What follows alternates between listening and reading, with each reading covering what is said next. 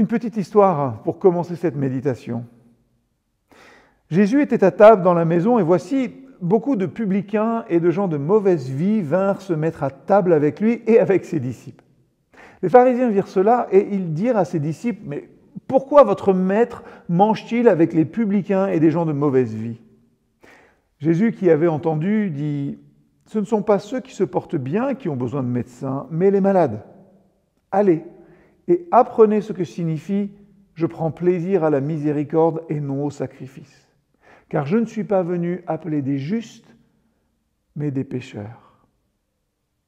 Dans ce passage de l'Évangile selon Matthieu, chapitre 9, versets 10 à 13, nous sommes témoins de la compassion profonde de Jésus envers ceux et celles qui étaient marginalisés, méprisés par la société de son époque.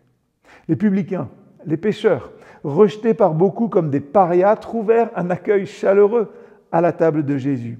Sa présence parmi eux n'était pas seulement un acte de camaraderie, mais c'était une démonstration de son amour inconditionnel et de sa miséricorde pour ceux qui en avaient le plus besoin.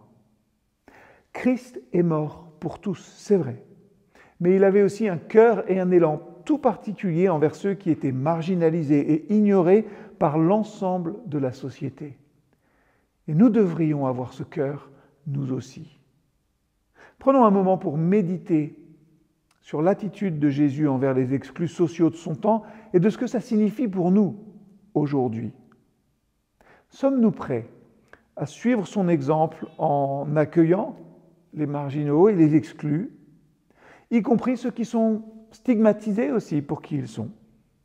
Sommes-nous disposés à nous tenir du côté de la miséricorde plutôt que du jugement, à offrir l'amour et la compassion de Jésus à tous ceux que nous rencontrons? Oui, c'est vrai, aujourd'hui, discrimination et exclusion persistent dans notre société. Que l'exemple de Jésus nous inspire à nous engager concrètement, que notre amour reflète celui du Seigneur, qui s'est volontiers assis avec des pécheurs pour leur offrir la guérison et la rédemption. Alors, que cette méditation nous pousse, nous aussi, à être des instruments de changement dans notre monde, proclamant l'amour et la grâce de Dieu pour tous, sans distinction ni exclusion. Puissions-nous suivre l'exemple de Jésus en tendant la main aux marginaux et aux pécheurs avec compassion et miséricorde.